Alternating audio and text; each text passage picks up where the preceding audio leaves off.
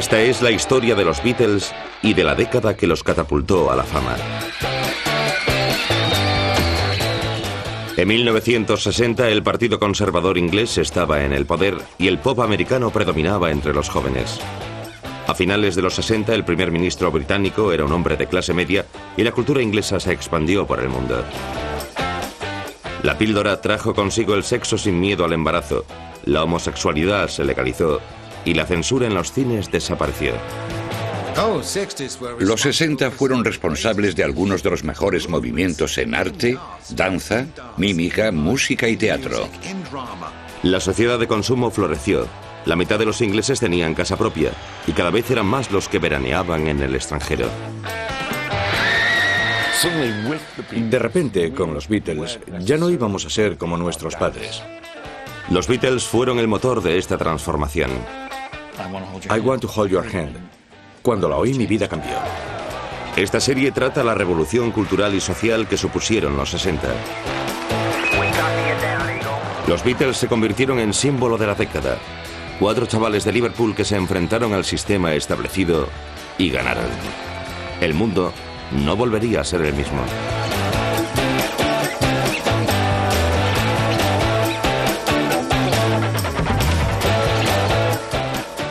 Los 60, la década de los Beatles. Episodio 5. Se acabó la fiesta.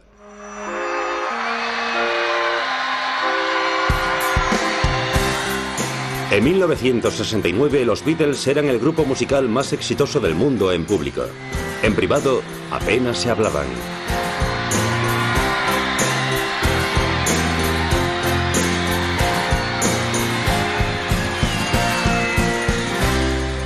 En un desesperado intento por mantener unida a la banda, a Paul se le ocurrió una gran idea: hacer una película de la grabación de su siguiente álbum, Let It Be. Pero no funcionó. Fue una experiencia muy triste, muy fría, y se ponían muy nerviosos los unos a los otros. Estaban muy cansados, desilusionados. Había una sensación rara también.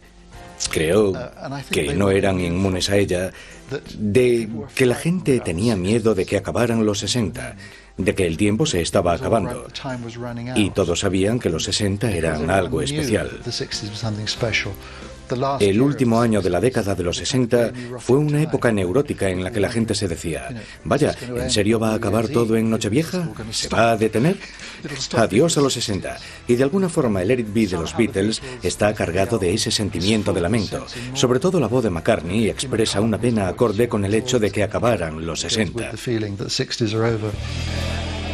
El año continuó y diversos sucesos internacionales pronosticaron el advenimiento de un mundo más siniestro y caótico. Por un lado estaban los disturbios de Irlanda del Norte, una nueva era de lucha sangrienta. Por el otro, la glamurosa actriz Sharon Tate y 4 amigas suyas fueron brutalmente asesinadas por miembros de la secta de Charles Manson.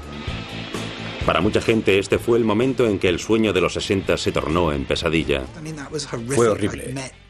Yo conocía a Polanski. Había conocido a Sharon Tate en una discoteca llamada El Adlib, a la que yo iba mucho.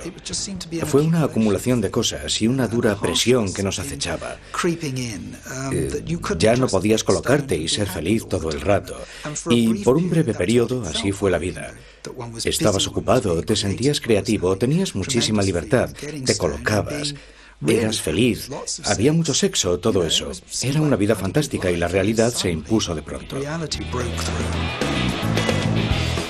Pero en Inglaterra durante un tiempo la banda siguió tocando. London.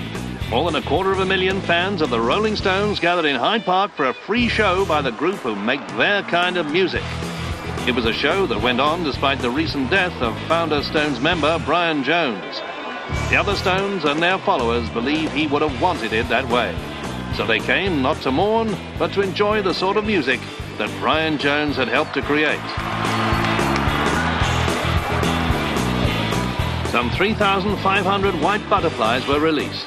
Mick Jagger had read a poem which included the line, "He is not dead," in tribute to the young guitarist who had died shortly before in the swimming pool of his home.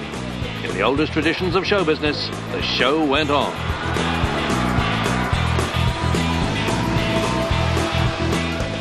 Siempre se dijo que lo que había pasado era una revolución. Yo fui al concierto de los Rolling Stones en Hyde Park en 1969, donde casi todo el mundo estaba fumando marihuana, y había una enorme nube de ella cuando Mick Jagger salió al escenario con su vestido de chica y la palabra revolución estaba en boca de todos. Los Beatles escribieron un tema llamado Revolution. Existía la noción de que tras esto había una intención política seria, pero no era así. Fue una revolución de estilo y actitud social, pero no venía de la mano de pensamientos políticos serios. Not everybody understands the youngsters who like this kind of music, but then it wouldn't do if everyone had the same tastes, would it? All right, it's all right with me.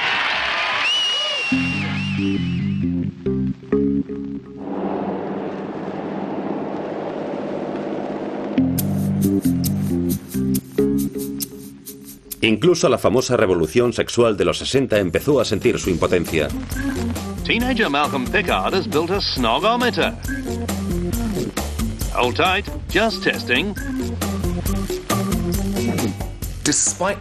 A pesar del hecho de que mis padres sabían que yo vivía con mi novia, cuando fuimos a visitarlos en un pueblo de Lincolnshire, qué cosa más provinciana, pues no nos permitían dormir juntos en el mismo dormitorio. Ni siquiera me dejaban entrar en el cuarto de la mujer con la que vivía.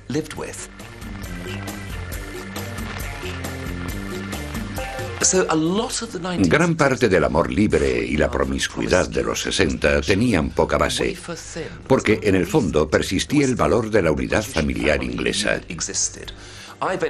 Yo me acabé casando a principios de los 70. No duró mucho porque había mucha presión social y familiar por rendir tributo al pasado. Hasta mediados de los 70, muchos de los cambios revolucionarios y las ideas de los 60 no se hicieron manifiestos. Me refiero a no tener que casarte con la persona con la que vivías o que la unidad familiar se podía dar sin el matrimonio. A finales de los 60, el 96% de los adultos de más de 45 años estaban casados. Y la idea del sexo antes del matrimonio no estaba aceptada ampliamente, ni mucho menos. Yo estuve en la facultad desde el 64 hasta el 67. Éramos como 600 chicas y 120 chicos. Y las reglas eran que no podíamos entrar en la habitación de una chica bajo ningún concepto, y ellas tampoco podían entrar en las nuestras. Y si te encontraban en la habitación de una chica o ella en la tuya, aunque estuvieras estudiando a Pavlov y sus perros, te expulsaban de inmediato. Y cuando recuerdo esa época, pienso que quizás los únicos que tenían una vida sexual animada y plena eran los homosexuales, porque ellos sí podían estar en una habitación hablando de Pavlov y Piaget. Los últimos 6 meses que estuvimos, nos dejaban entrar en las residencias de las chicas, y ellas podían venir de visita de 3 a 4 de la tarde los domingos. Y era como correr los 100 metros lisos, pistoletazo de salida, y veías a cientos de tíos corriendo como locos por la plaza. Una hora más tarde, sonaba la campana y teníamos que salir todos. Y esto era lo mejor de los 60. A veces hablo de los 60 con mis alumnos. Quieren saber hasta qué punto fue cierto que fue la década revolucionaria y radical que se dice. Y yo siempre señalo que la persona con más números 1 de Inglaterra en esa época fue Cliff Richard, lo que en mi opinión es elocuente. Claro, luego les tengo que explicar quién era Cliff Richard, pero la idea de que esta fue una fase de radicalismo se ve eclipsada por el hecho de que él fuera el artista que tuvo más números 1 en aquella época. Entiendo que lo que hizo que los 60 fueran singulares fueron los musicales. Eso es lo que más le gustaba oír a la gente. Sonrisas y lágrimas vendió más que los 2 siguientes discos de los Beatles juntos, porque apelaba a la continuidad. De esto no se suele hablar porque no tiene nada que ver con la gente moderna, joven y estupenda que suele asociarse con los 60. La gente corriente quería algo bastante conservador, tranquilizador, encantador, algo que hablara de familias y todo eso. Y los musicales tuvieron muchísimo éxito precisamente porque representaban lo conservador, la continuidad. Lo que sí cambió drásticamente durante los 60 fue el sistema educativo. Hasta entonces, cuando los escolares cumplían 11 años, hacían un examen que determinaba si seguirían una especialidad académica o técnica en la educación secundaria. Paul McCartney y John Lennon aprobaron los exámenes y fueron a prestigiosos institutos de Liverpool. Si aprobabas el examen, te daban plaza en un instituto. Esto si lo aprobabas en el curso adecuado. Era un examen deliberadamente diseñado para no tener prejuicios de clase. El sistema tenía un doble filo. Si te consideraban un fracaso escolar, no era bueno. Pero si sacabas buenas notas, si eras un chico inteligente de familia de clase media, ibas a un instituto que te daba oportunidades que no habrías tenido de otro modo. Las escuelas secundarias te abrían un mundo de educación, aprendizaje, nuevas carreras y posibilidades. Incluso podías soñar con ir a Oxford o Cambridge. Daba la sensación de que podías aspirar a profesiones desde un entorno de clase media con las que de otro modo no habrías podido soñar. Pues yo soy una de esas personas, un chico de clase media que aprobó el examen. Fui a un instituto y luego a la universidad. Tuve muchísimas posibilidades. Creo que, aunque en cierto modo el examen era imperdonable, porque servía para desechar a la gente, a mí me sorprendió superar todo eso. Fui a un instituto y mi nota del examen fue una grata sorpresa para todo el mundo. En mi opinión, fue realmente importante. El examen cada vez se consideraba más diferenciador e injusto, así que los laboristas lo eliminaron. Esto formó parte de una reforma educativa mucho mayor. En los 60 hubo una gran expansión de la enseñanza superior, para dar más oportunidades a los que dejaban de estudiar, para que pudieran ir a la universidad, porque eran muy pocos los que conseguían acceder antes de eso. La educación comenzó a verse como algo mucho más democrático. No era vamos a coger a los mejores, lo que excluía a la mayoría, sino intentaremos que todo el mundo lo consiga, que todos sean recompensados al final. Fue un periodo valioso. Así se crearon los centros concertados. Para entrar el criterio era tu domicilio, no tus notas. Un sistema polémico desde entonces. Casi inmediatamente comenzó a ser obvio que lo que ocurría era una selección geográfica por áreas de distrito, lo cual daba como resultado que las escuelas malas eran las que tocaban a los niños pobres y que las buenas eran las que los hijos de los ricos tenían disponibles. Era un sistema definido totalmente por la clase social. La idea original de los centros concertados fue de un hombre llamado Graham Savage, un funcionario. Él había viajado a los Estados Unidos para investigar su sistema de enseñanza secundaria y pensaba que sería más democrático, como él decía, tener el sistema estadounidense, aunque en la época admitió que se perdería calidad educativa. Lo que creo que no supo ver ni él ni los demás promotores de los centros concertados fue el alto precio que se pagó en términos académicos, de lo mucho que íbamos a perder con la destrucción de las escuelas públicas. El problema es que a largo plazo la educación ha caído en picado de forma sistemática y masiva, y es muy difícil averiguar cómo mantener un buen nivel de calidad en todos los ámbitos.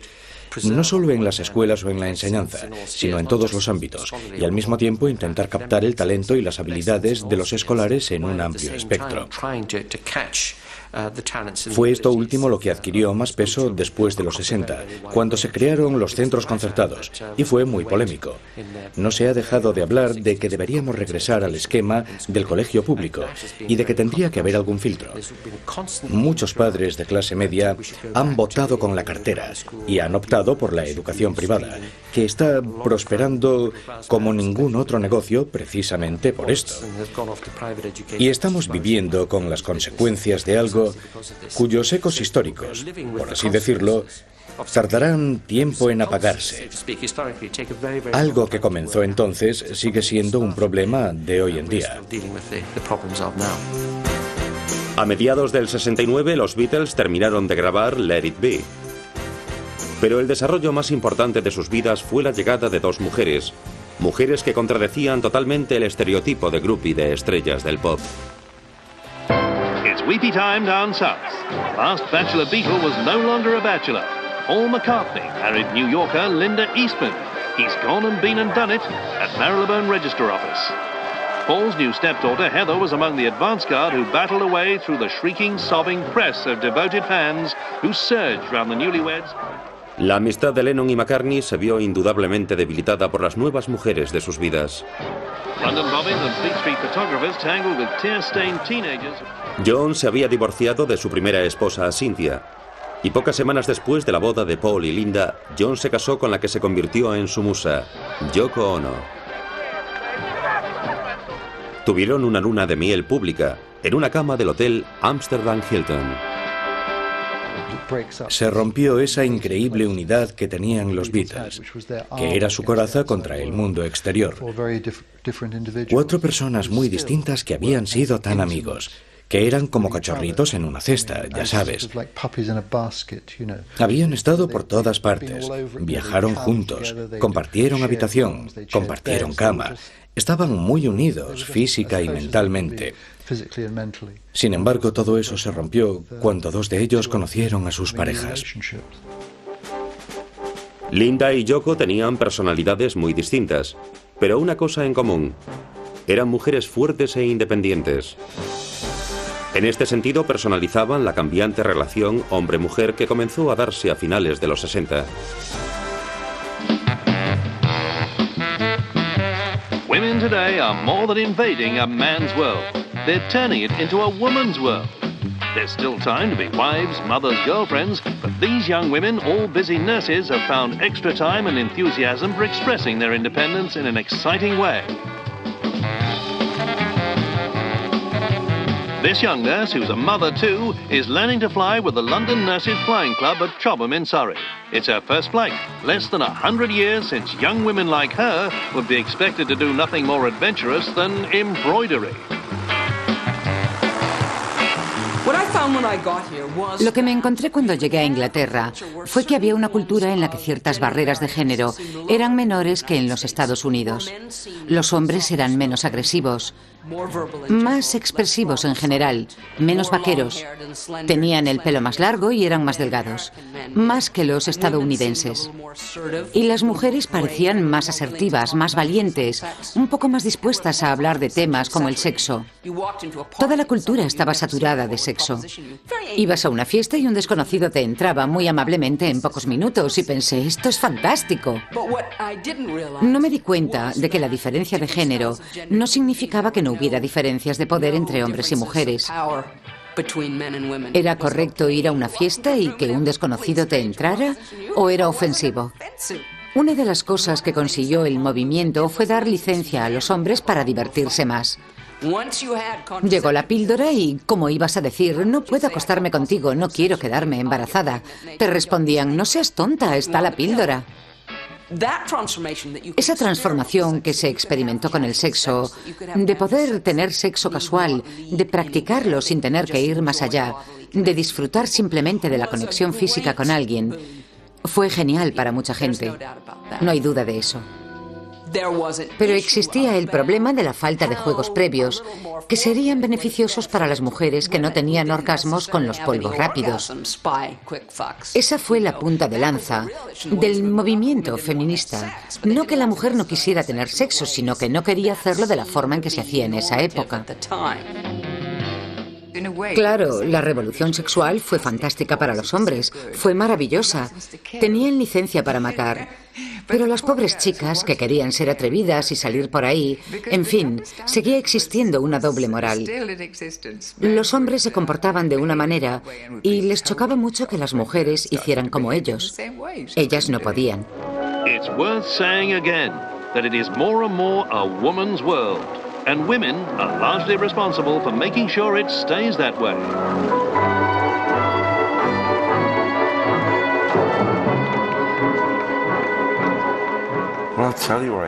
Te diré lo que odiaba de los 60, y no creo para nada que yo sea el único.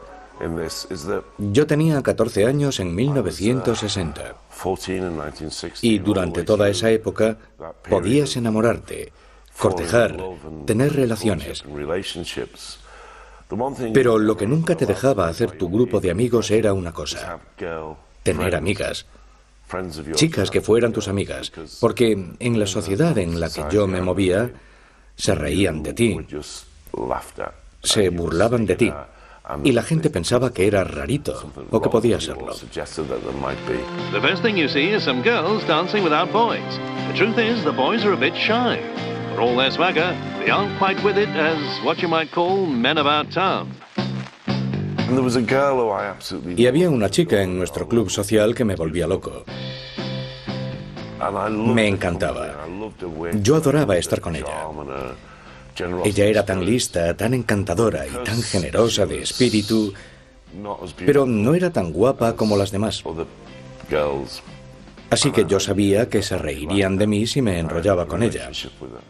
Y aún así habría sido una relación asexual, porque así lo dictaban las relaciones de la época. De amistad, nada. Aunque a mí me enloquecía estar con ella. Y lo que me encanta de la generación de mis hijos, algo que me encanta y que me da muchísima envidia, es que todos los niños han tenido y mantienen amistades naturales y auténticas con gente del sexo opuesto, porque a nosotros no nos dejaban. No se podía.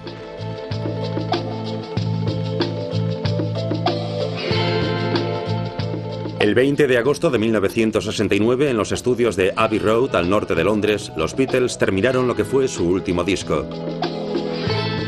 Al salir del estudio, entró otro grupo. Entramos en Abbey Road y casi heredamos los mismos técnicos, Peter Vince y Jeff Emerick. Y todo el equipo que habían usado ellos fue muy emocionante para nosotros.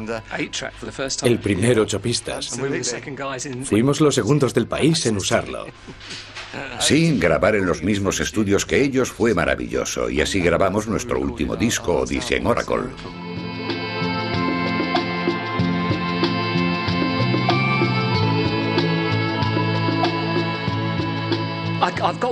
Tengo un recuerdo especialmente bueno. Durante mi infancia, lo que realmente me atrajo al rock and roll, porque yo crecí escuchando música clásica, fue de repente, con 11 años, oír a Elvis cantando Hound Dog y Lordy Miss Cloddy, y eso me encantó. En la época era rock and roll del puro. Me dejó alucinado, para mí fue el paraíso. Y cuando viajamos a los Estados Unidos en el 65, yo tenía 19 años. Fuimos a casa de Elvis y al entrar no habíamos avisado ni nada, llamamos y dijimos, ¿está Elvis? Y nos atendió su padre y nos encontramos con lo que yo llamo hospitalidad sureña. Nos dijeron, Elvis no está grabando ahora mismo. Le apenará no haberos visto porque le encantáis. Y pensé, qué majo, pero no sabe ni quiénes somos. Y nos dijo que echáramos un vistazo si queríamos. Y lo hicimos. Y así fue la cosa.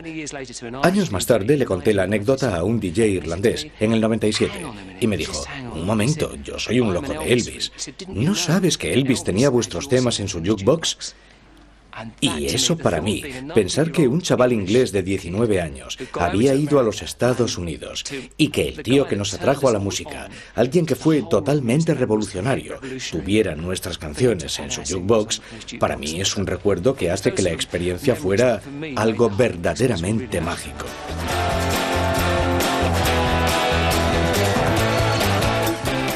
En septiembre del 69, los Beatles sacaron el disco Abbey Road.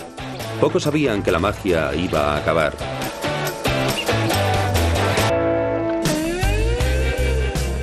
En otoño del 69, a pesar del éxito de sus discos, el negocio de los Beatles perdía dinero y todos lo sabían. Pero no se ponían de acuerdo en cómo llevarlo ni en quién lo debía llevar.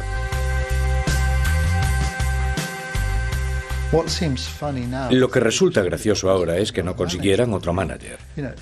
A cualquier grupo actual se les muere el manager y consiguen otro.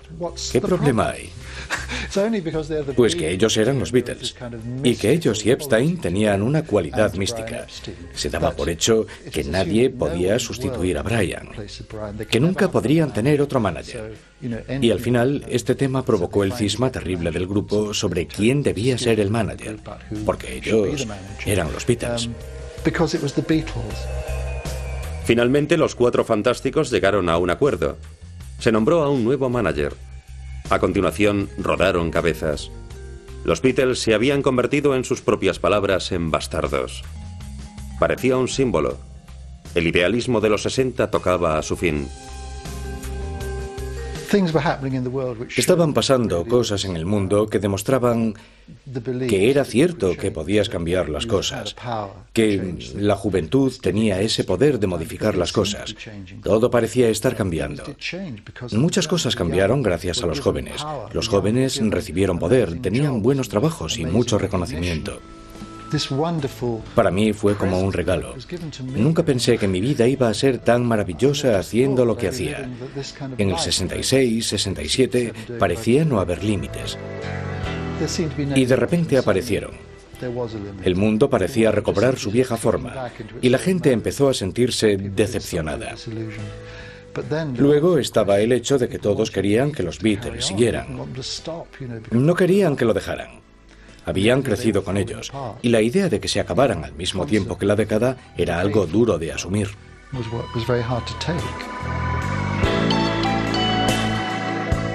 Incluso la recién hallada libertad para decir y publicar lo que fuera sufrió un ataque.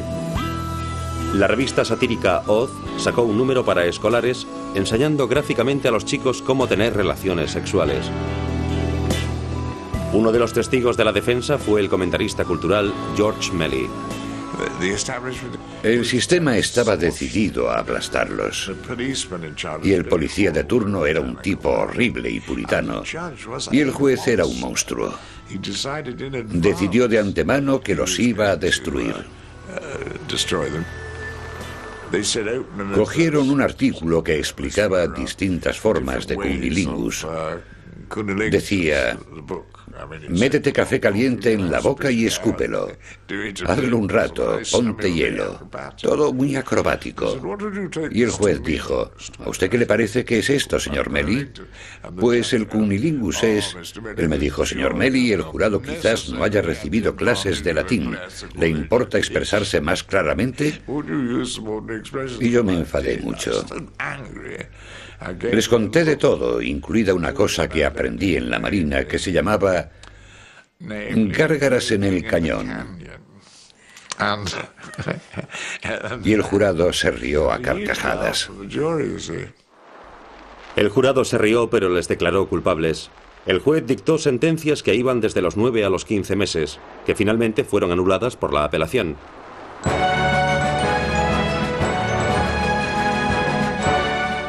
Uno de los eventos culturales más notables de finales de los 60 fue la película de Stanley Kubrick basada en la novela de Arthur Clarke, 2001, Una odisea del espacio, que preveía un futuro en el que el hombre viajaba al espacio exterior. En esa época no había nada mejor que 2001. Fue alucinante. Pensabas: menuda época estoy viviendo, es espectral, es algo casi impensable, es maravilloso. La inteligencia, los inventos, los logros técnicos, la imaginación sin fronteras. Fue una época increíblemente rica.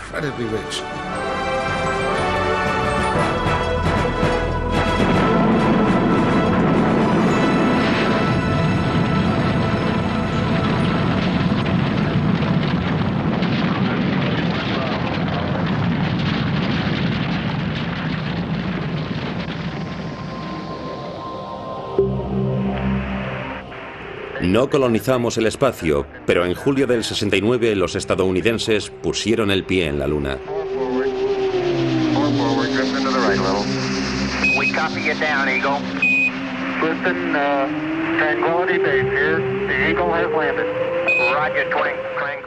Escuchamos durante horas el blip y el Houston bla bla y todo lo que pasaba. Y vimos las fotos granuladas de Neil Armstrong saliendo. Un gran paso para la humanidad. Todo es tan vívido.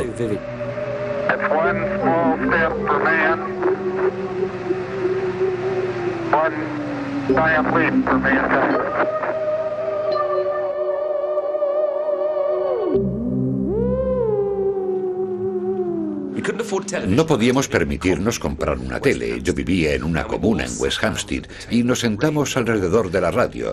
Recuerdo la conversación. Tío, alguien está pisando la luna. No, ¿en serio? Mola, tío. ¿En la luna? Y ese tipo de conversación que solo tenía las palabras tío y la luna se prolongó durante 10 minutos. Oye, tío, Mike, tío, ven aquí. Hay un tío en la luna. ¿Cómo mola? ¡Wow, wow! ¿Y qué se verá? Yo vi el alunizaje con mi suegra y a ella le encantaban las cosas novedosas. y a mí me amargaban un poco. Así que dijo, esto es lo más maravilloso que haya pasado nunca. Y yo dije, creo que me voy a la cama. Recuerdo que mi madre no se lo creía. No se creía que hubieran llegado a la Luna. Pensó que era una maniobra para distraer a los trabajadores de los verdaderos problemas del mundo. En la Luna, menuda tontería. ¿Cómo van a llegar a la Luna? Creo que nunca la convencí. La imagen del astronauta pisando la Luna al final de la década y la imagen de Kennedy muerto a tiros a principios de la misma son los dos hitos de entonces para mí, porque recuerdo ambos con gran claridad. Los veo en mi mente mientras hablo. Los veo claramente. El alunizaje estadounidense pareció cumplir la promesa que la ciencia había hecho a principios de la década. Y como en los Estados Unidos, en Inglaterra se había comenzado una iniciativa, aunque más humilde, que catapultaría al país a la era supersónica. Junto con Francia, se desarrolló el primer avión comercial más rápido que el sonido. Concorde 002 stands like a great bird in a massive cage at the British Aircraft Corporation's plant near Bristol. But never has there been such an expensive bird before, nor one which has been so reluctant to fly. The delay in the Concorde project was not due to one single item, but a combination of factors, including stringent pre-flight testing. So said Mr. Anthony Wedgwood Benn, Minister of Technology, recently. But while the delay is apparently Me nombraron en el 66. Para entonces había 250.000 de trabajadores en Francia e Inglaterra, y yo no quería que los despidieran, así que los defendí como trabajadores. Yo no quería iniciar el Concorde, lo recuerdo como un error. Antes tendríamos que haber comenzado con el Airbus, porque lo que hacía falta era el tránsito masivo, pero sí, era una nave preciosa, muy rápida. Lo gracioso es que los ecologistas que me atacaron por el Concorde nunca se quejaron por los bombarderos supersónicos. Pero en el caso de un avión comercial dijeron, eso es de lujo. Pues sí, era de lujo para los que lo usaban, pero era el trabajo de los que lo construyeron. Por eso los defendí, y al final Wilson y Pompidou llegaron a un acuerdo y se salvó.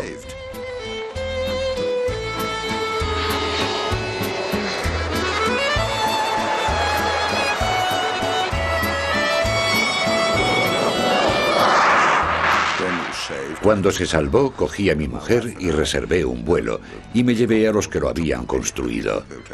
Algunos llevaban 40 años construyendo aviones y no habían volado en su vida. Dimos una vuelta por el mar Cantábrico. Era gente fantástica.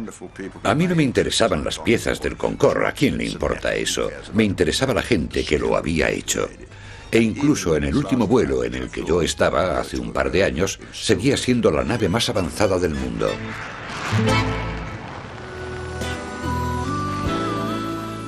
El último día de los 60, los Beatles seguían siendo un grupo.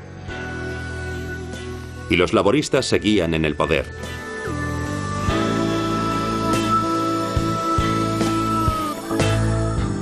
Pero ambos tenían los días contados.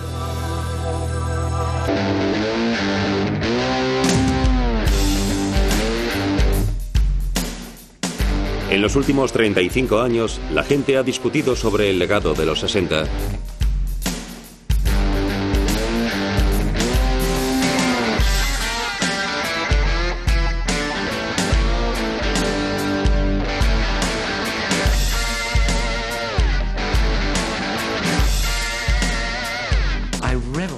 Yo lo disfruté, como todos los que lo vivieron, y fui consciente del hecho de que fue un bello amanecer.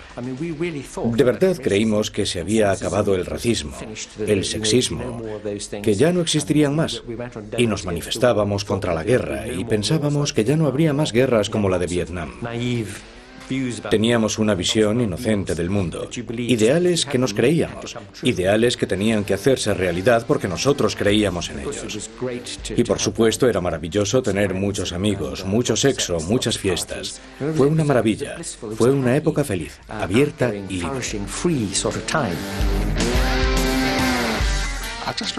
Recuerdo una de las primeras noches que salí con traje de terciopelo morado con camisa rosa de cuello cerrado y un clavel verde que me había teñido un actor. Y no me sentí ridículo para nada.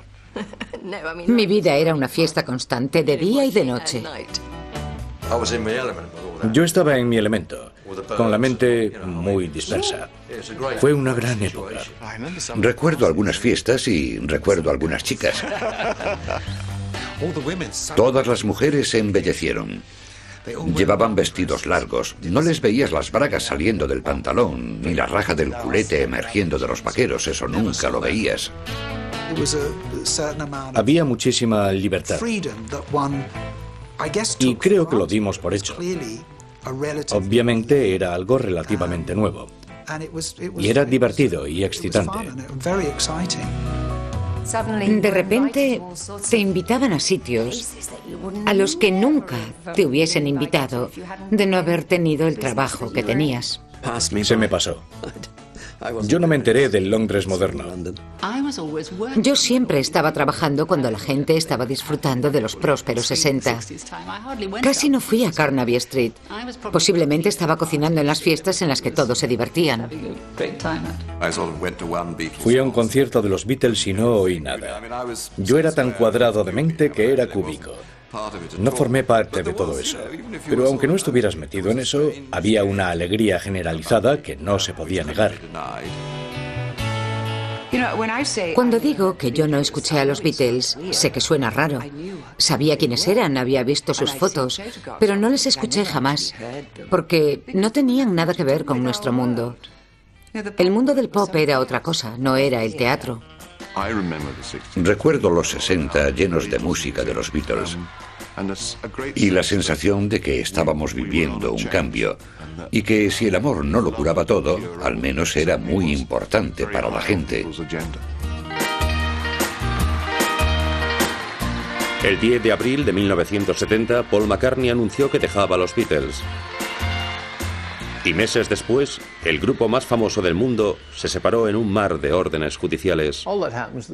Lo que pasó es que superaron la época Beatle. Todos, sobre todo John, querían ir en solitario. Estaban hartos de los Beatles, querían seguir adelante, y John estaba hechizado con Yoko, y quería irse con ella y hacer sus cosas. George ya estaba inquieto mucho antes que John. George estaba harto de ser un Beatle. Quería ir por su cuenta. Fue una progresión natural. Estuvieron unidos durante muchos años. Ringo un poco menos, pero los otros tres querían hacer sus cosas. Fue una progresión natural. El hecho de que acabara en pelea sobre quién era dueño de qué y sobre Apple fue terrible. Y en política los laboristas se dieron cuenta de que el país quería pasar a otra cosa.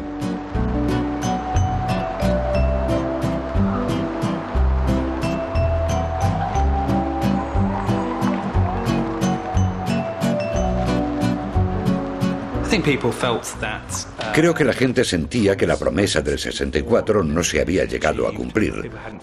La gente no había perdonado ni olvidado la devaluación. Recordaban las promesas rotas, los problemas económicos.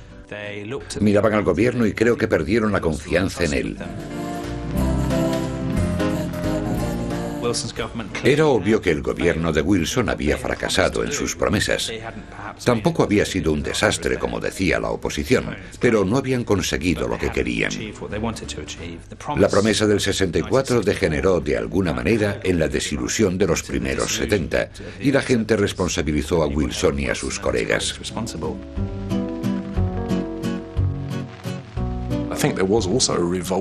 Creo que también empezó a haber una repulsión por los excesos modernizadores. Quizá lo más obvio fue la destrucción del centro de muchas ciudades para construir autopistas y centros comerciales. Había mucha hostilidad y la sensación de que no era esa la modernización deseada. Se produjo una especie de conservadurismo cultural, por así decirlo, para preservar el tejido físico existente de las ciudades y detener su destrucción. Creo que eso es parte de la nostalgia de la era.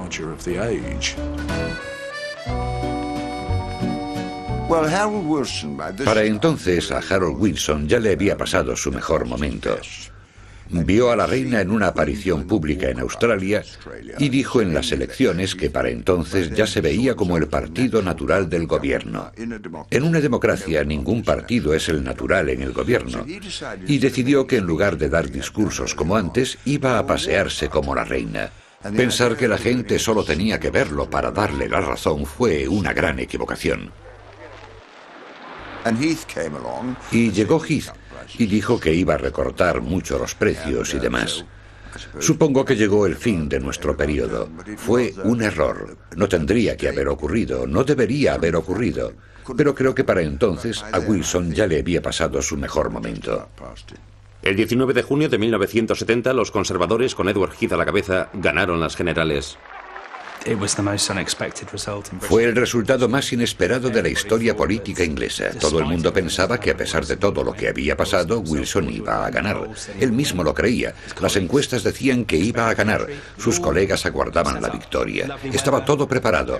Hacía buen tiempo, todos se sentían bien, Inglaterra iba bien en los mundiales y de repente todo salió mal. Se publicaron cifras que demostraban que la economía no iba tan bien como la gente creía. Inglaterra quedó apeada de la Copa del Mundo. Y Edward Heath, a quien todo el mundo tachaba de autómata aburrido, comenzó a llegar a la gente, a tocar su fibra sensible, porque él pensaba que no iba a ganar. Así que lo dio todo en la campaña. Y en los últimos días le dio la vuelta a la tortilla. Hay anécdotas fantásticas de cuando Wilson vio los resultados. El primero llegó de Guildford y fue un giro enorme hacia los conservadores. Y él sabía que si eso no era una excepción, había perdido. Esperaron el segundo resultado. Llegó y fue igual. Un 5% más para los conservadores. En ese momento el secretario de Wilson llamó a Downing Street y le dijo: más te vale hacer las maletas, nos mudamos mañana. Y al día siguiente fue derecho a Downing Street e hizo las maletas. Sus hijos cargaron las cosas en 2 minis y Wilson se marchó hacia la derrota. Los Beatles se habían separado y Wilson volvió a la oposición. Habían terminado los 60. Pero no todos los cambios fueron superficiales. Muchos de ellos han perdurado. Los 60 fueron una época en la que la democracia fue una potencia poderosa, en el sentido de que los de arriba, con dinero y poder, las multinacionales y demás, comenzaron a darse cuenta de la amenaza a sus privilegios. No era una invasión roja, una invasión rusa, sino la democracia misma.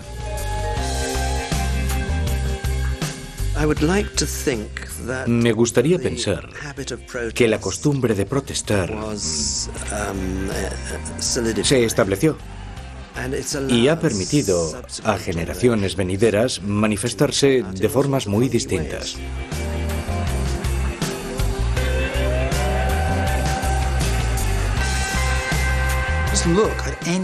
Si ves a cualquier grupo actual, si escuchas a cualquier grupo actual, lo verás. Los 60 crearon el boceto del estilo, el aspecto, el sonido y la actitud moderna. Todo eso sigue ahí. Una sociedad gobernada por lo que los radicales llaman represión, pero que yo describiría como conciencia y autocontrol, y que seguía siendo cristiana y moral mayoritariamente, ha sido sustituida por una en la que hay muy poco autocontrol, mucho hedonismo, y que por tanto es cada vez más difícil de gobernar y más anárquica. Y lo que se ve amenazado a largo plazo es nuestra libertad, porque, en último término, si no te portas bien, tarde o temprano alguien tendrá que obligarte a hacerlo. Me da mucho miedo que el legado de los 60 sea una sociedad autoritaria e incluso totalitaria.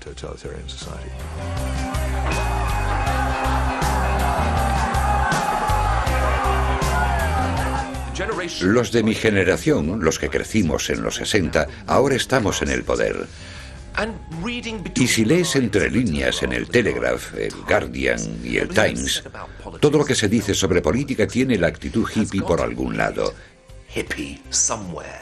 Es una actitud que nació con el caftán puesto.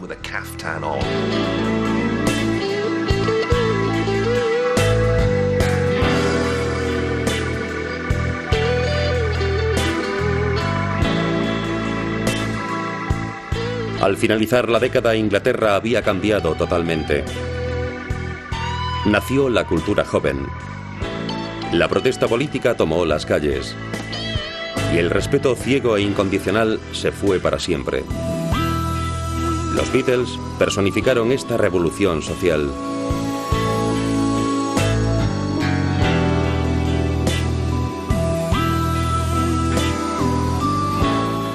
En el devenir histórico de las décadas siguientes, muchos de estos cambios se hicieron permanentes. Verdaderamente el mundo nunca volvió a ser el mismo.